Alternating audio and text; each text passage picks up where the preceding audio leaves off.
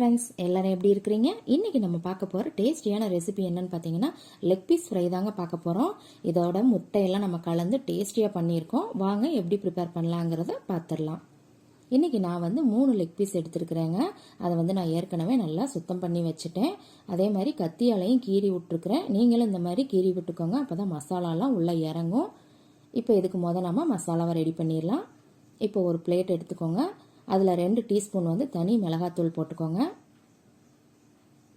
அதோட 1/4 டீஸ்பூன் மஞ்சள் தூள், 1/2 டீஸ்பூன் கரம் மசாலா தூள், 1/2 டீஸ்பூன் மல்லித்தூள், தேவையான அளவு உப்பு, ஒரே ஒரு டேபிள் ஸ்பூன் கார்ன்ஃப்ளவர் மாவு போட்டுக்கோங்க. கார்ன்ஃப்ளவர் மாவு இல்லைன்னா மைதா மாவு கூட சேர்த்துக்கலாம். 1/4 டீஸ்பூன் சீரகத்தூள், 1/2 டீஸ்பூன் மிளகுத்தூள்,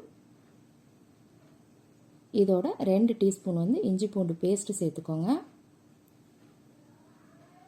அப்புறம் 2 டீஸ்பூன் தயிர்,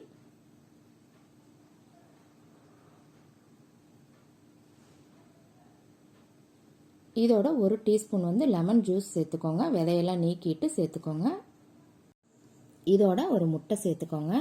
இந்த முட்டையை சேர்த்து இந்த லெக் பீஸ் ஃப்ரை பண்ணும்போது அவ்வளோ டேஸ்ட்டாக இருக்குங்க. ஒரு டைம் கண்டிப்பாக ட்ரை பண்ணி பாருங்கள்.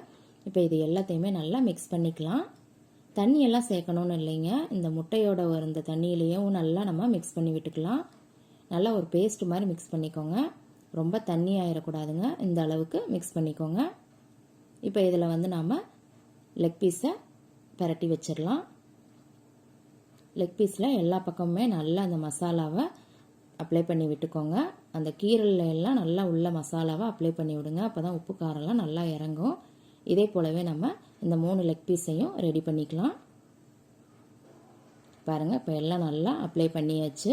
இப்போ இது ஒரு 15 நிமிஷம் ஊறணுங்க. ஊறினதுக்கப்புறம் நாம் பொரிச்சு எடுக்கலாம்.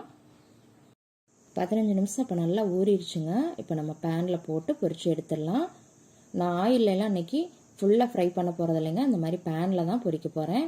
நீங்கள் தோசைக்கல் இருந்தால் தோசைக்கல்லில் கூட இதே மெத்தடில் பொரிக்கலாம். இப்போ நான் ஆயில் விட்டுக்கிட்டேங்க. பேனில் கீழ்ப்பகுதியில் எல்லா பக்கம் படுற மாதிரி மட்டும் ஆயில் விட்டுக்கோங்க. இப்போ இந்த ஆயில் சூடாகட்டும். இப்போ எண்ணெய் சூடானதும் இந்த லெக் பீஸை இதில் போட்டுருங்க. போட்ட உடனே பரட்டி போடாதீங்க. ஒரு 2 நிமிஷத்துக்கு மூடி வச்சிடணுங்க. அப்போ தான் அந்த மசாலாலாம் உதிராது உங்களுக்கு. இப்போ ஒரு பிளேட் போட்டு மூடி வச்சிடலாம். 2 நிமிஷம் கழித்து நம்ம பார்க்கலாம். பாருங்கள், இப்போ ஒரு 2 நிமிஷம் ஆயிடுச்சு. பரட்டி விட்டுக்கலாம். பாருங்கள், இந்த மாதிரி பரட்டி விட்டுக்கோங்க. மசாலாவே உதிரலைங்க. சூப்பராக வந்திருக்குது. கேஸை மட்டும் மீடியம் ஃப்ளேமில் வச்சுக்கோங்க. இதே போல் ஒரு 3லேருந்து 4 டைம் கண்டிப்பாக பரட்டி விடணுங்க. ஒவ்வொரு டைம் பரட்டி விடும் போதும் பிளேட் போட்டு மூடி வச்சுருங்க. ஒரு 2 நிமிஷம். இப்போ இன்னும் கொஞ்சம் நேரம் வேகட்டும். பாருங்கள், இப்போ நான் ஒரு 3 டைம் ஆல்ரெடி பரட்டி விட்டுட்டேங்க. ஓரளவுக்கு வெந்துருச்சு. இன்னும் கொஞ்சம் நேரம் இருந்தால் போதும். இன்னும் ஒரு 2 நிமிஷம் இருந்தால் போதும். மூடி வச்சிடலாம் மறுபடியும். இப்போ ஃபுல்லாக ரெடி ஆயிருச்சுங்க. பாருங்கள், பார்க்குறதுக்கே சூப்பராக இருக்குது. சுட சுட இந்த லெக் பீஸ் ஃப்ரையை சாப்பிட்டீங்க அப்படின்னா வேறு லெவலில் இருக்குங்க. உள்ளேலாம் நல்லா வெந்துருச்சு உங்களுக்கு. பாருங்கள், பார்த்தாலே தெரியும். இப்போ இதை ஒரு பிளேட்டில் எடுத்து வச்சிடலாம். ஒரு டேஸ்டியான லெக் பீஸ் ஃப்ரை ரெடி ஆயிருச்சுங்க. இந்த மெத்தடில் செஞ்சு பாருங்கள், கண்டிப்பாக உங்களுக்கு பிடிக்கும். இப்போ இன்னொரு லெக் பீஸையும் போட்டு பொரிச்சு எடுத்துக்கலாங்க. பாருங்கள், இப்போ 3மே ரெடி ஆயிருச்சுங்க.